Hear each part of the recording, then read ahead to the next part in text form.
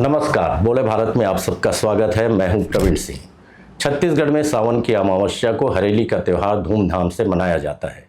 इसे प्रदेश का पहला लोक पर्व भी माना जाता है। इस दिन किसान खेती में उपयोग होने वाले औजारों और बैलों की पूजा करते हैं और प्रकृति का आभार भी जताते हैं। लेकिन इसी के साथ इस दिन से टोन्ही यानी डायन के नाम पर प्रताड़ना और अंधविश्वास जैसी कुप्रथाएं भी जुड़ी हुई हैं। इन मुद्दे पर बोले भारत की टीम ने वैज्ञानिक और अंधविश्वास दोनों पहलुओं पर चिकित्सक और अंधश्रद्धा निर्मूलन समिति के अध्यक्ष डॉक्टर दिनेश मिश्रा से खास बातचीत की। देखिए, सबसे पहले तो मैं आपके माध्यम से मैं जितने भी दर्शक हैं सभी को हरेली की शुभकामनाएं देता हूं, जो कि छत्तीसगढ़ का पहला त्यौहार है जो इस बारिश के मौसम में होता है। और बिल्कुल आपने सही कहा है, लोग प्रकृति की पूजा करते हैं। किसान जो है अपने बैलों की, अपने हल की, उनके जो कृषि के सब जितने यंत्र हैं उनकी पूजा करते हैं। और वे कोशिश करते हैं कि वे सभी अच्छे रहें, उनकी फसल अच्छी हो, इसलिए पूरे उपक्रम करते हैं।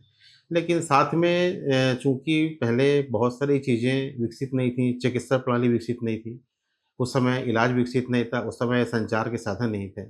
दलदल थी, लोगों को पास आने-जाने का साधन नहीं था, इसलिए लोगों ने गेड़ी के सहारे रास्ते को पार करना शुरू किया कि उनको साँप ना काट ले, बिच्छू ना काट ले। इस प्रकार की जो चीज़ें थी उससे बचाने का वो प्रयास था। दूसरी बात ये है कि जो बैगा जो हैं, वो गाँव में मुनादी करा देते हैं कि भई वो गाँव को बाँध रहे हैं ताकि गाँव में बुरी शक्तियों के कारण कोई भी व्यक्ति बीमार ना हो, बुरी आत्मा ना प्रवेश कर जाए।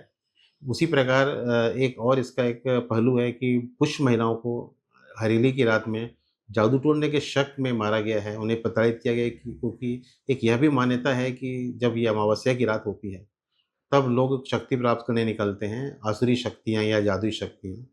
और इसके लिए वे पूजा पाठ करती हैं कब्रिस्तान में जाकर के या किसी निर्जन स्थान पे जाकर के। ऐसी ये मान्यताएँ कहा जाए या परिकल्पनाएँ कहा जाए, लेकिन बहुत पीढ़ियों से लोग मान रहे हैं, इसलिए इसको अभी भी बहुत सारे स्थानों पर लोग मानते हैं। इसमें सबसे जैसे कहा कि आपने पहली बात कही कि अगर हम स्वस्थ रहना चाहते हैं तो आवश्यक है कि हम अपने घर को, हमारे गाँव में जो घर है उसको हम साफ-सुथरा रखें। हमारे पीने का जो पानी अगर तालाब से आ रहा है तो साफ रहे। अगर उस स्थान पर पशु भी नहा रहे हैं, उसी स्थान पर हम भी पानी पी रहे हैं, तो निश्चित रूप से पानी विषाक्त हो जाएगा, पानी जो है प्रदूषित होगा, तो व्यक्ति बीमार हो जाएगा। और जो इस समय जो भोजन होता है, चूँकि बैक्टीरिया का संक्रमण अधिक होता है, इस मौसम में बरसात का मौसम होता है, बारिश रहती है, धूप कम निकलती है, लगातार कई बार बारिश भी होती है, तो संक्रमण फैलने की संभावना अधिक रहती है, भोजन प्रदूषित हो जाता है, पानी प्रदूषित हो जाता है और जो लोग कई बार खाना खा लेते हैं, तो बीमार पड़ जाते हैं। तो अगर हम स्वस्थ रहना चाहते हैं, तो ये ज़रूरी नहीं है कि आप किसी बैगा से बोले कि आप मेरे घर को बाँध दो या मेरे गाँव को बाँध दो, कील से बाँध दो, मंत्र पढ़ के बाँध दो, तंत्र करके बाँध दो, ताकि पूरा का पूरा गाँव स्वस्थ रहे।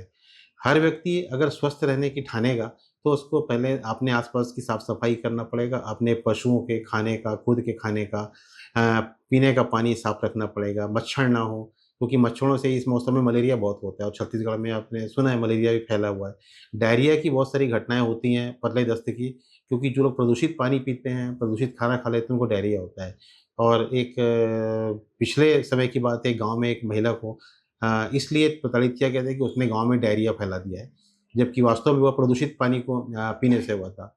उसी प्रकार एक गाँव की ये बात है कि वहाँ लोग डायरिया से बचने के लिए गाँव में तंत्र-मंत्र कर रहे थे।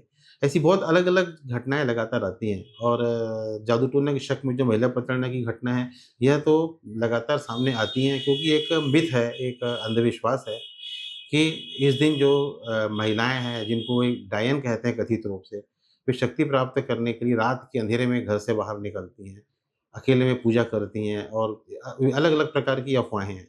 लेकिन मैं आपके माध्यम से यही कहना चाहूँगा कि कोई महिला जो है वो टोन्ही नहीं होती, जादू टोने जैसी बातों का कोई अस्तित्व नहीं होता और इस शक में किसी भी महिला को या किसी पुरुष को मारना, जान से मार देना, प्रताड़ित करना, उसको बंधक बना के रखना, ये पूरी तरह से अंधविश्वास है।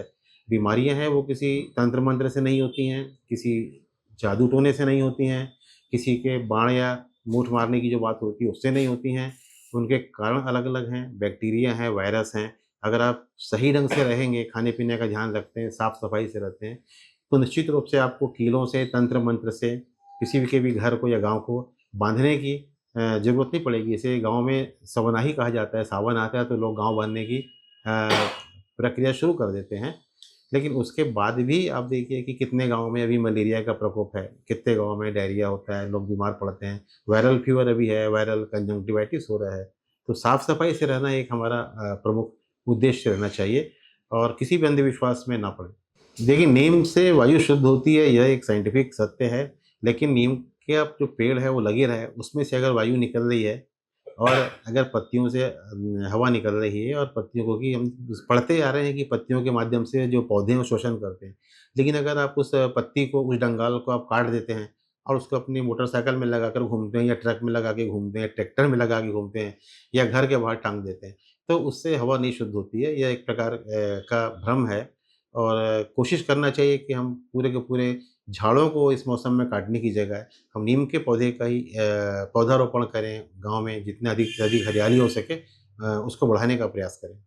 इसमें हम करीब 30 सालों से ये काम कर रहे हैं। इसमें ग्रामों में मेरा जाना होता है, हम जाते हैं और हम रात में वहाँ सभाएँ भी लेते हैं। रात में ग्रामीणों से मिलते हैं। जितने सुनसान जगह है, जैसे शमशान घाट है, तालाब है, नदी का किनारा है, जहाँ पर लोगों ने यह अफ़वाह फैलाई थी कि वहाँ पर कुछ लोग जो जादू-टोना करते हैं, तंत्र-मंत्र की शक्ति के लिए प्रयास करते हैं और लोगों को तंग करते हैं। या कुछ लोग कहते हैं वहाँ पर ऐसी आग निकलती है, ऐसी अलग-अलग प्रकार की घटनाओं की बात सुनने में आती है। लेकिन पिछले 30 वर्षों में हमने ऐसा कहीं नहीं देखा, हमको ऐसी कोई महिला नहीं मिली, जो इस प्रकार की शक्ति के लिए पूजा करती मिली हो। ऐसा कोई भी व्यक्ति नहीं मिला जो वहाँ पर कोई सिद्धि प्राप्त करने की कोशिश कर रहा हो, ऐसी कोई महिला नहीं मिली। बल्कि कुछ वहाँ पर जो है वो नशे में लोग झूमते पाए गए, कुछ श्मशान स्थल पर, कुछ नदी के किनारे, कुछ तालाबों के किनारे। लेकिन इस भ्रम से बहुत सारी महिलाएँ जो हैं जो घर से निकली थीं या घर से लौट रही थीं या घर में आ रही थीं, वे महिलाएँ प्रताड़ना की शिकार हुईं, जो एक बहुत ही दुखद बात है। अभी फ़र्क आया है, काफ़ी फ़र्क आया है पहले से, पहले की तुलना में बहुत घटनाएँ भी कम हुई हैं। पहले हम जब टोनी प्रताड़ना के मामले देखते थे, तो हमारे पास हर महीने 250 से 300 मामले आते थे और अब इसकी संख्या बहुत ही कम हो गई है। अब इसके साल भर में 200-250 मामले आते हैं, तो ये बात तो हुई है, लोगों में सोच में प्रयास तो हुआ है और बिल्कुल उसमें प्रगति भी हुई है। अभी बहुत सारे सरपंच हैं, हमको बुलाते हैं कई बार, हम लोगों को आप हमारे गाँव में आइए, आप सभा करिए, आप लोगों से बातचीत करिए। हम उन महिलाओं से मिलते हैं जिनको प्रताड़ित किया गया था। कई बार हमने उनका 26 जनवरी को हमने उनका सम्मान भी किया गाँव में, ताकि उनकी प्रतिष्ठा वापस लौटे। कुछ महिलाओं के साथ में हमने रक्षाबंधन में राखी बँधवाई, ताकि वो सामाजिक रूप से वे गाँव में वो एक हों, क्योंकि कई बार उनको समाज से बहिष्कृत कर दिया जाता है, वो अलग-थलग हो जाती हैं। वो घर से बाहर नहीं निकलती हैं, लोगों से मिलना-जुलना नहीं करती हैं, उनका गाँव में रहना मुश्किल हो जाता है। तो इन सबको सामंजस्य स्थापित करने के लिए भी हम काम करते हैं। मैं सभी दर्शकों से कहना चाहूँगा कि यह एक प्राकृतिक उत्सव है, इसे उत्सव के जैसा मनाएँ। गाँव में छुट्टियाँ मनाई जाती हैं, लोग खेलते हैं, गेड़ी पर चढ़ते हैं, आपस में पूजा करते हैं, बैलों के साथ वहाँ बैल दौड़ होती है। तो जितनी अच्छी-अच्छी चीज़ें हैं उसको करें, किसी भ्रम में ना फँसें, किसी अंधविश्वास में ना फँसें, कानून को हाथ में डालें, क्योंकि छत्तीसगढ़ में टोनी प्रताड़ना के खिलाफ कानून भी है। इसके अंतर्गत अगर कोई व्यक्ति किसी महिला को अ, टोनी कहता है तो उसको सज़ा हो सकती है, उसको खिलाफ कार्रवाई हो सकती है। यह खुशी का त्योहार है, इसको अच्छे ढंग से मनाएँ, किसी भ्रम में ना पड़ें और साफ-सफाई से रहें, ताकि आपको कोई भी संक्रमण ना हो पाए। डॉक्टर मिश्रा की यह बात हमें सोचने पर मजबूर करती है कि परंपराओं के नाम पर किसी की जिंदगी को अंधकार में ढकेलने का अधिकार किसी को भी नहीं है। हरेली प्रकृति का सम्मान करने का दिन है, टोनी या डायन के नाम पर किसी पर अत्याचार करने का नहीं। कैमरामैन नरेश राव के साथ प्रवीण सिंह, बोले भारत, रायपुर।